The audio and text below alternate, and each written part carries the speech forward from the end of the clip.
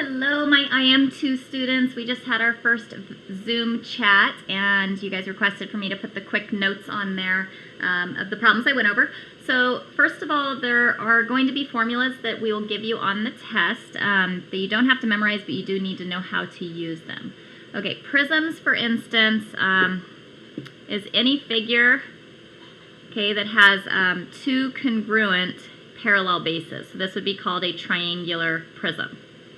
Okay, so the bases are the triangles, the height is the segment that connects the two bases, and this is a square pyramid and a prism and a rectangular prism. These are all examples of prisms. These are the only types we're going to cover so far, but there are different types of prisms that we're going to skip this term. This is called a pentagonal prism. There can be hexagonal prisms, octagonal prisms, and so forth.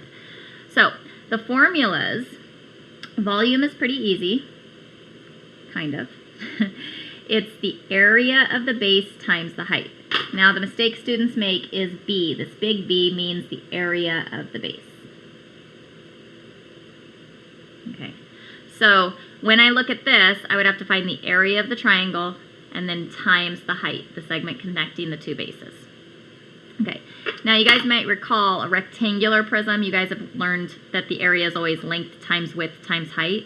Well, it still follows this formula because the area of the base is a rectangle, length times width. So you're finding the area of the base and you're multiplying by the height.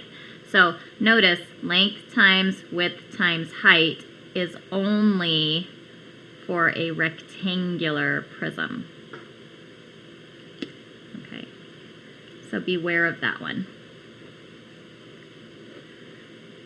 Otherwise, you have to find the area of the base. All right, the surface area, basically you just add up all the faces. There's no formula for it. You just have to be able to, and this is easier for some people than others, be able to look at something drawn three-dimensionally on the paper and recognize you have two triangles and three rectangles and add up all those faces. That's the surface area. Okay. Cylinders. The two formulas that were given, hopefully on the other video I'll give you, is volume is the area of the base times the height. Same thing for a prism, but the area for the base of a cylinder is always a circle. So this one gets a special base. It's pi r squared times the height. This is my volume formula. Okay, area of the base times the height, pi r squared h. Okay, surface area is going to be, if you unfold this, like if I were to cut this down and kind of unfold this, we can look at what's called the net. And it ends up being two circles. These are the bases, which is pi r squared. This is a base, which is pi r squared. This is called the lateral area, which is going to be the circumference. This wraps around the base, and then this is the height. So this ends up being 2 pi r h, circumference times the height.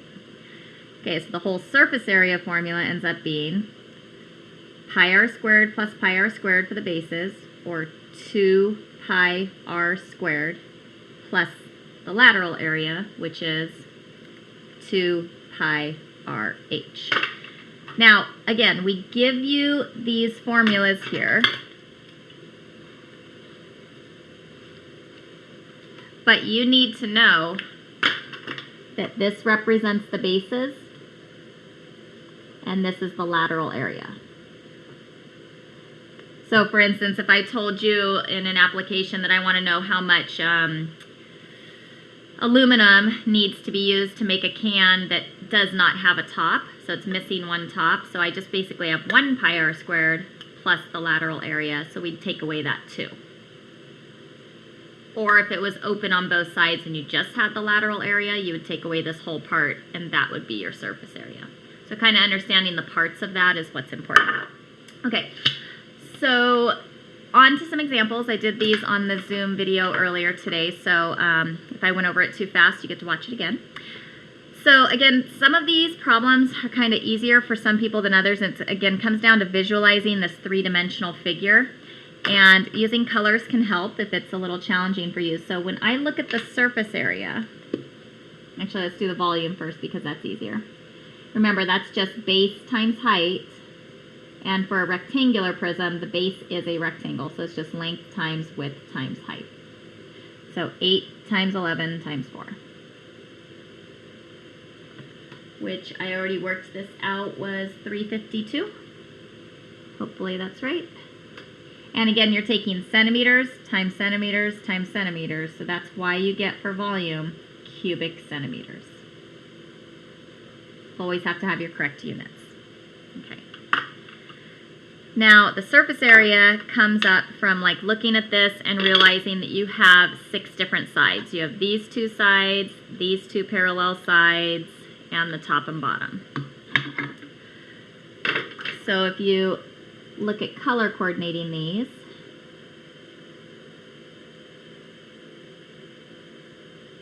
okay, you have these 2 side ones that are 11 by 4.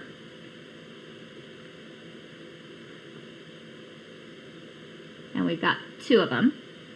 Right. I'll underline it. And then you can take these front and back.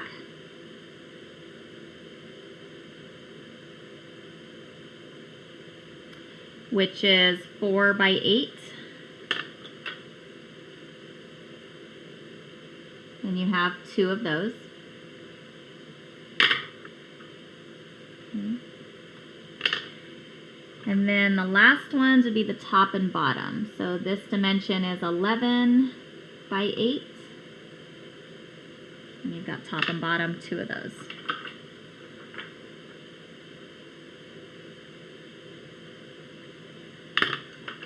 Okay. And then after multiplying all this in the calculator, I'll let you guys try that. Should be 328. And again, area is always squared units, so we have centimeters squared. Okay. All right, now onto the triangular prism. Remember, this is my base right here. These are my bases. And the height is the segment that connects them, so that's my height. Okay, so when I find volume, that's going to be the area of the base times the height. The base is the triangle. That is 6 by 4. So we do base times height divided by 2. 6 times 4 divided by 2, which is the triangle. So the base is 12 times the height of 5. So the volume ends up being 60 centimeters cubed.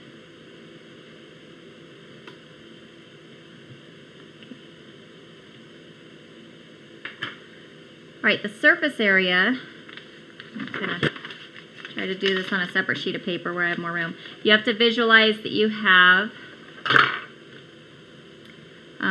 2 of these triangles that have dimensions 6 and 4, and 3 rectangles, which some people like to draw them out, and you're adding these all up. Okay. So again, this bottom rectangle is 4 by 5. This back rectangle would be 5 by 6.